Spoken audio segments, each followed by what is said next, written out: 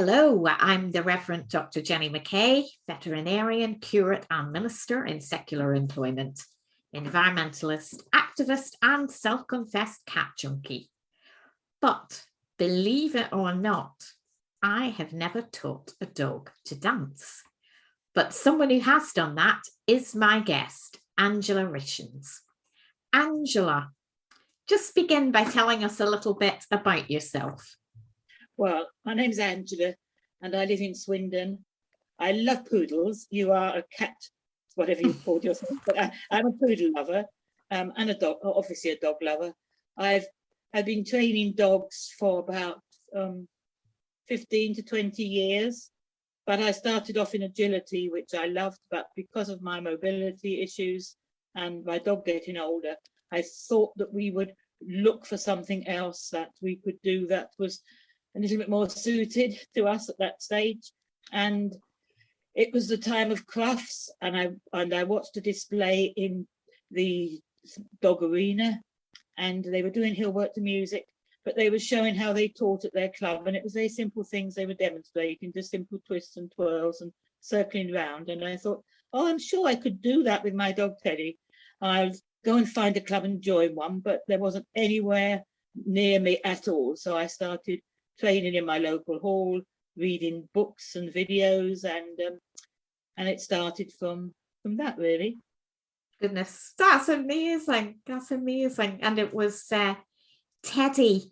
And I didn't actually see you on Britain's Got Talent, but I know you got quite a way on in the there, but I shouldn't be perhaps suggesting it because it didn't go perfectly to plan. So how did that come about, your application for Britain's Got Talent? Well, it wasn't so much my application as being pestered and badgered and having about 5 or 6 phone calls from the television company, who I'm pretty sure it's probably common knowledge that most of the people that go on there are already, they've already got their agenda and they know what they want. Okay. But you see what I think happens is, like, I had on my website saying, would you like a dog display at your party? And we do dog displays at fetes and things, and we're open to do this. And obviously our own publicity presented us as being really very good at what we do. Mm-hmm. And they had seen that, so it was no good saying that we didn't do what they've seen pictures and videos of us doing. Right. And then I found when I got there that most of the people there, or many of them there, worked in care homes, cruise ships, places where they'd already was involved in an entertainment area in some way. So they were very impressed, weren't they? I said no to start with, but eventually I said yes, because I thought, well, it probably could be a little bit of fun, and I didn't expect it to be more than just the audition, really. So that was it, really. Amazing. And how did you discover that Teddy had this amazing talent? Well, it's not so much the dog has a talent, because all dogs can learn so many more moves and commands and can do so much more than we can credit them with. It's really a case of having a lot of patience, knowing how to do it, knowing lots of little, I was going to say little tricks, but little ways to get them to learn how to do things, all done kindly and with nice methods. So it's really just a lot of hard work. I mean, all dogs can do it, but it just, I suppose, depends to what extent, because their conformation is going to be different. So they're not all going to do the same kind of things, and that's the beauty of what we call hill work to music, is that we can teach the dog what suits the dog, and what a little tiny small bouncy dog can do would not be what you would teach a big German Shepherd or something to do, Yes, that's right. And I don't think I could ever teach one of my cats to dance. Well, actually, you could. Oh, I could. I had a friend who taught a cat very well. And I'd love you to get in touch with her sometime. Ah, well, they are very, very agile animals. So you mentioned as well, of course, that you work with the Swindon Dog Dancing School. So how did that begin? Well, it came out of me really when I was practicing and learning on my own and teaching Charlie for something called Teddy, something for Pause and Music. They do something called Progress Awards, which was what they were demonstrating at Crufts, and it wasn't going to be. I didn't think of showing or anything too grand at that time, and I belonged to an obedience club that also did agility, where I used to do it with, and I was asked to do some sessions for them at the obedience class to show them some of the things that we did where I trained on my own with Teddy. I keep saying Charlie, I'm sorry.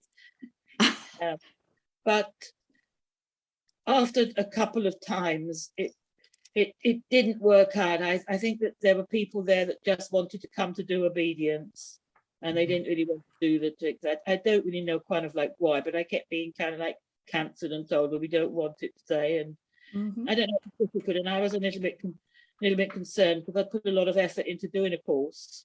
But by that time, I was not training on my own. I'd put an appeal out on what was a Yahoo groups. This was before Facebook. Did anybody want to join me? And I did have a couple of trainers that came, not trainers, and well, they were training their own dogs. They were dog owners that was already competing, and that came to join with me. And then I started asking around, was anybody interested? And I was going to do a course, and it was going to be just a 6-week course. It wasn't going to be given a name or anything. By the time that we came to be running it in the hall, I was decided to call it Swindon Doggy Dance in school, and then I changed it doggy to dog, just to sound a little bit more. And I do know that you're writing a Christian book on reading the Bible and prayer. So that's obviously something I'm very interested in myself. And do you think animal welfare and the treatment of all God's creatures are important cornerstones of the Christian faith? Yes, definitely. Well, I think the way that we live, the way that we treat any living being is important. We have stewardship over animals, like all creation, and we have a responsibility to them. But the responsibility isn't just a Christian responsibility; it's responsibility of all the humans, really, to care for animals, the same as it is to care for the environment. But also caring for our animals and looking after them and giving them a good quality of life is not just about the physical things, making sure that they're well fed and looked after and healthy, but also that they have an enjoyable time and that they stretch their minds and as well as their physical bodies. And it does fit in a little bit with the hill work to music, because it helps to boost their mental capacities, keeps them younger, as well as fit and movement. And in fact, it was really interesting because I found that it could work quite well in sharing my faith too, which was why we did something at a church I was at then called Pause and Praise, which was how I first contacted you, because I thought it was something you might have been interested in, knowing about the animals, and that was sharing our faith and what we believed by using not animals, I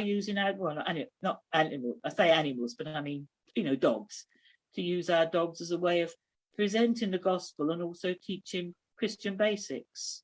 Yes.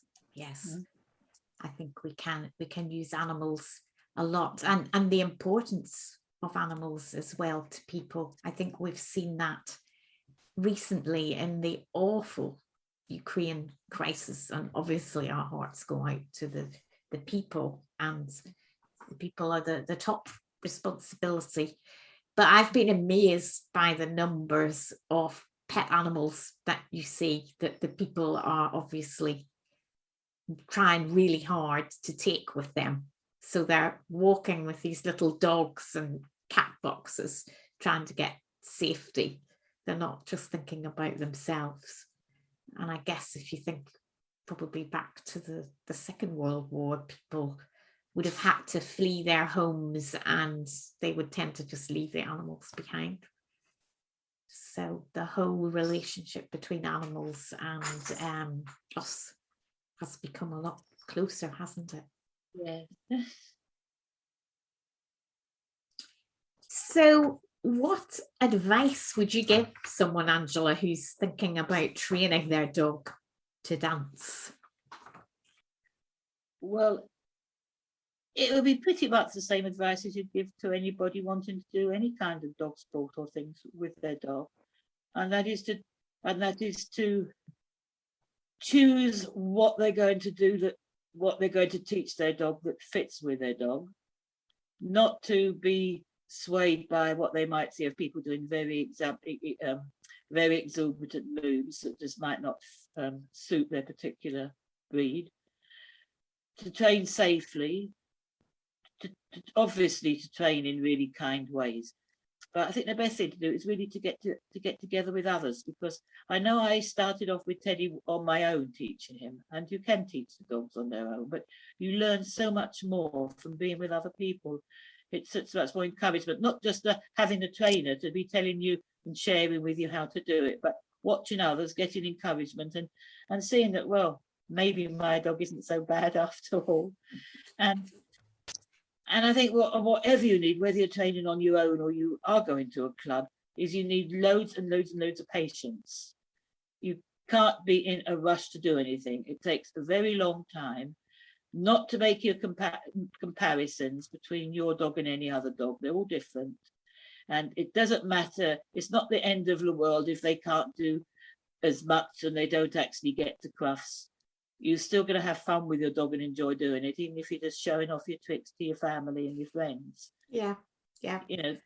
Not to take yourselves too seriously. If you are going to compete, you definitely can't, because you've got to be a little bit of an extrovert too. So be prepared for that. Or and I'm sure that the joy that you give to people as well. I've looked on your Facebook page. This is the Swindon Dancing School, and the work that you're doing with people in care homes.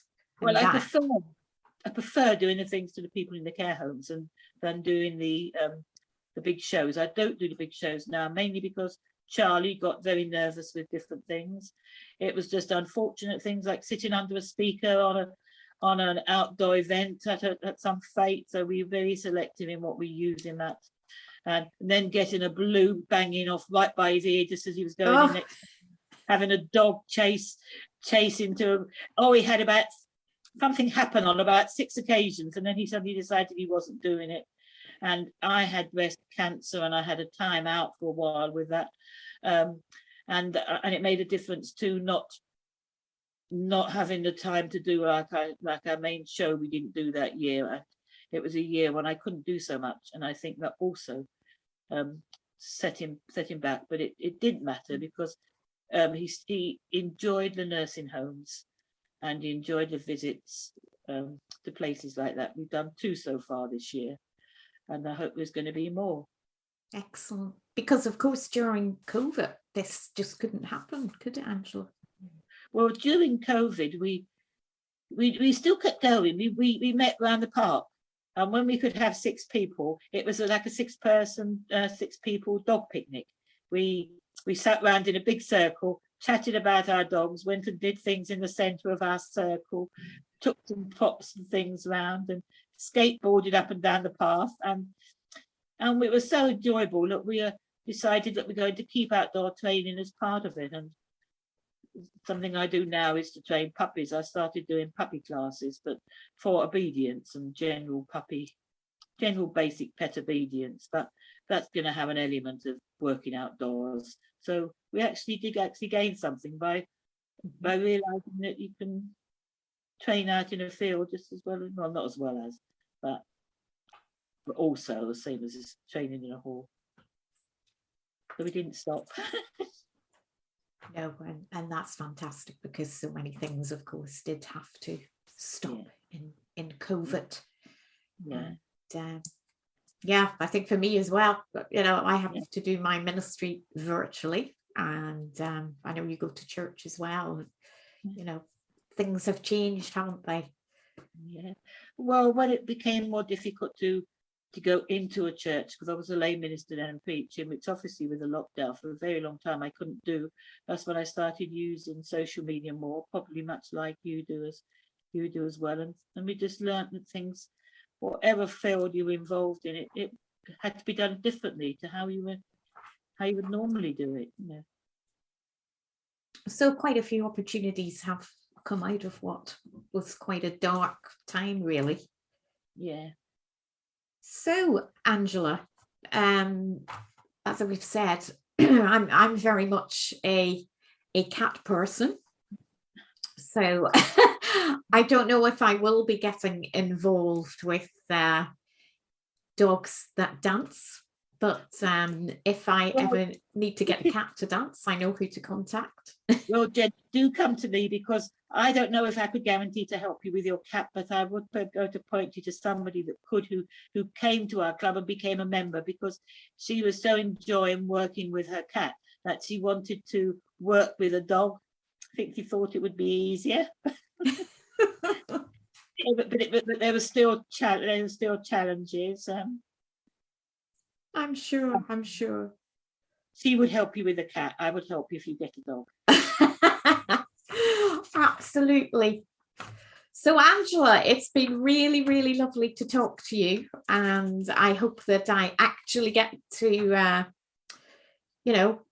meet you perhaps at the dancing school at some point. Well, I wish you were a little bit nearer, but I think that is one of the things of social media. It's a good thing and a bad thing, in that you're in touch with people from all different parts of the country, but it doesn't seem that they're near when they're not near. Absolutely. I'm in Sweden, and I know that you are a completely different part of the country, aren't you? Yes, but we must do that one day for sure. So everybody who's listening, if you want to find out more about the dog dancing school, this is on Facebook, Swindon Dog Dancing School. And if you've got any more questions for me, or that you'd like to pass on to Angela, just let me know on social media. So thank you again, Angela. Pleasure to talk to you. Thank you, Jenny, for asking me.